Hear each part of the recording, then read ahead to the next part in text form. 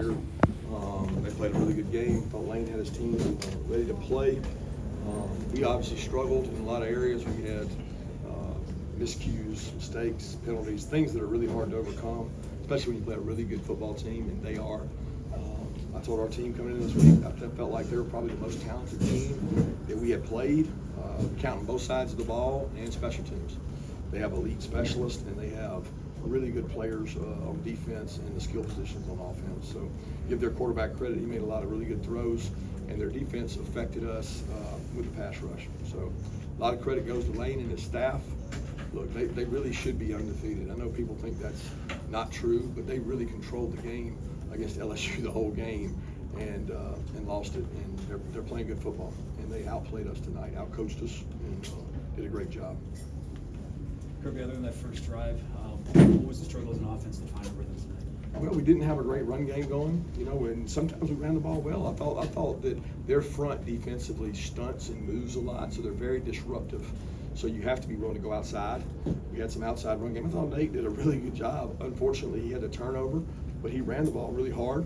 And we talked all week about how they go after the ball. So give them credit, but when you have the penalties we have and you have the sacks, you're not going to be very successful, right? Penalties stop drives, and sacks stop drives, and we had both those.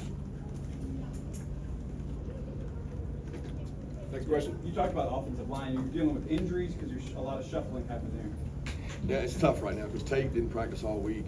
We thought he'd be able to go like he did against Florida. He was not able to take much reps. But we thought he'd be able to go in the game just off experience. He struggled.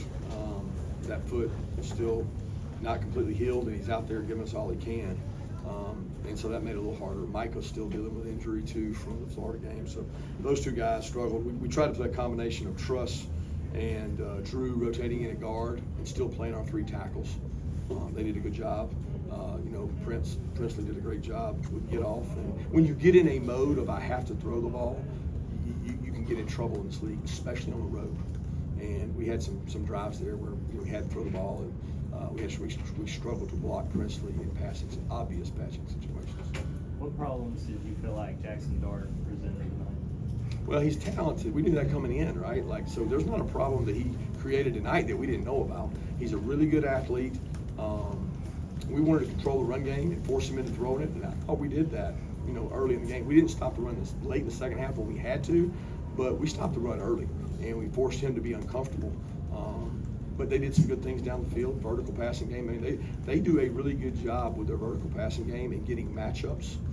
They switch routes. They do a lot of it. And Schumann tried to change it up between man-match zone. I think we played decent on defense when we held everybody to field goals, but we couldn't get a turnover. We couldn't get a sack. We couldn't get a momentum play. And we kept just staying in the game until they're late.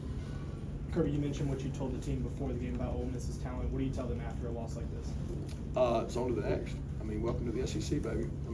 I said when the season started that it was going to be the toughest schedule we've ever had in the SEC with the addition of the Texas game on top of all the others we had to play. And it's extremely tough. It's difficult. The outlook of going to those 4 road games, the Kentucky, the Texas, the Alabama, and this one, we knew it was going to be really tough.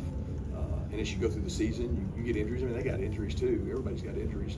It just makes it tough. And it's tough, but you know what? Our future's in front of us. We got a big game next week. We got to go out and we got to find a way to execute at a higher level. Being on the squad has suffered 2 losses in a single season. How do you think they will respond tonight? What's that? It's been since 2020 since you had 2 losses. Yeah, those kids weren't here. Right. So I think just. I think they'll respond like they do everything. They'll come out and compete, practice hard. I think you guys get caught up in all those numbers and records and all that. I don't even care about that. The only thing I'm worried about is how we get better tomorrow. What can we do with our players tomorrow to get better? And our players will be fine. They're not. It's a different world. We're not riding this roller coaster wave of emotion. We're on a long journey. It's a long journey, and you got to play the next play. You got to play the next game, and that's the goal for this group. That's what I told them in there. It's guys, our future's in front of us. We got to figure out how to get better.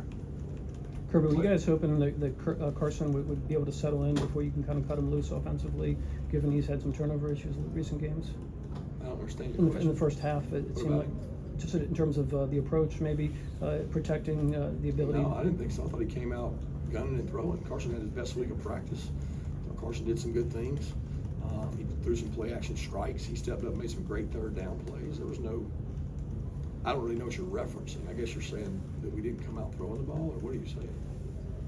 I thought Carson played good, guys. Yeah. I thought he played good. I mean, some of those penalties aren't on him. Sure. You know, and some are. He had a couple snafus too, where he maybe didn't motion a guy or didn't shift somebody in as part of the adjustment, and he knows that. But we put a lot on him. He's playing on the road with crowd noise, but he stands in that pocket and converted some third downs and made some really nice plays. And I thought he threw the ball away a couple times tonight. It was really good. So I'm not here to be critical of him. 70 yards of offense in the first half tonight. What was it that Ole Miss was able to do to sort of make life difficult for you guys in those first 30 When I minutes? talked about, getting lost yards plays. When you talk about 70 yards, you're talking about with the sacks.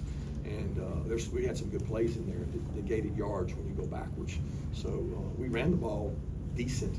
They stunted and moved up front, which makes it hard to run the ball interior, which I mentioned. You have to get out on the perimeter on them. We had some perimeter run game that helped us. We threw some now passes, did some stuff out of there, but didn't do enough to sustain and get things going. What was the impact of the drops you feel in the passing game? I don't really know. I don't know how many we had tonight. I didn't. I know we had one or two there to late to Dylan and Arian, but it's a missed opportunity. That's the toughest thing, and we've dealt with that before. We've got to overcome it. Speaking of the first half, I think it was Alabama where you said they on offense did some things that maybe you weren't expecting coming into the game. Do you feel like Ole Miss also delivered some things you weren't expecting in the passing game in the first half, or was it just them executing on it? They did what they do. They did what they do, and they did it well.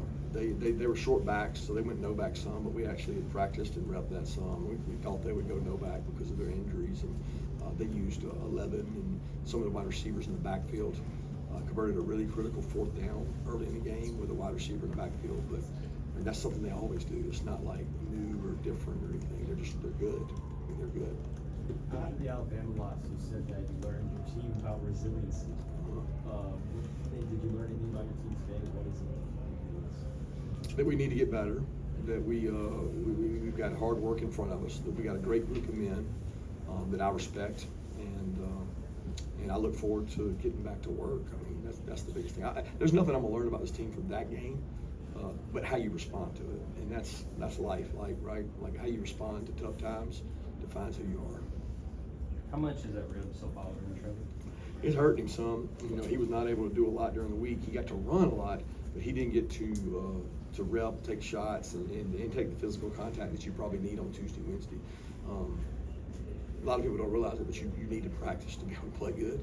And people think you just not practice and go out there and play good. And that's hard on him. But I thought he was really tough tonight and tried to go out there and tough it out and made some good runs for us. But he didn't feel like he had the same juice. He said he felt like he was a step slow.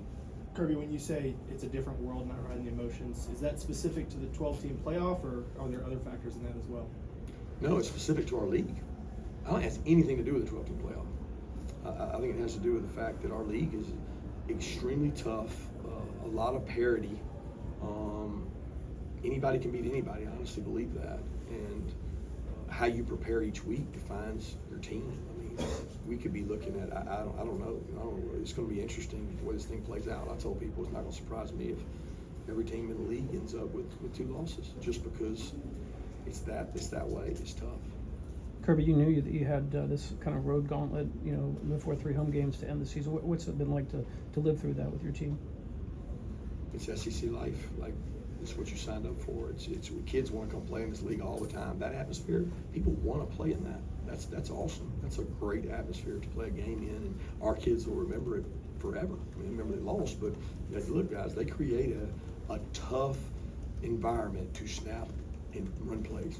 You will never understand what it's like to go out there and play tackle when you can't hear anything and there's a guy screaming off that edge. It is tough. I've been on the other side of that for a lot of years, where you're playing at home and you got pass rushers, and it doesn't matter what you do. You better be able to run the ball.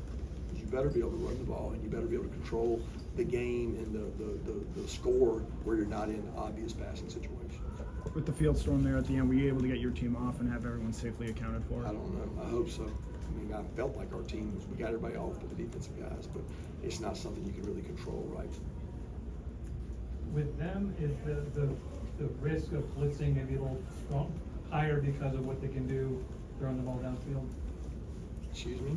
When you blitz, are you running a higher risk than maybe you would against another opponent because of just how effective their offense is? If they're able to pick it up, it's gonna put you in obviously a comprised We situation. could talk a really long time about that, and that's philosophical, because some people would tell you blitz when you can't cover them, right? Because you give them less time. So it's not that easy. You know, we rush 3, we rush 4, we rush 5, we change things up. So it's not, I mean, it's not worth having a debate about right now. It's a hard question to answer. Have any more questions, Coach Smart? All right, thank you, Coach.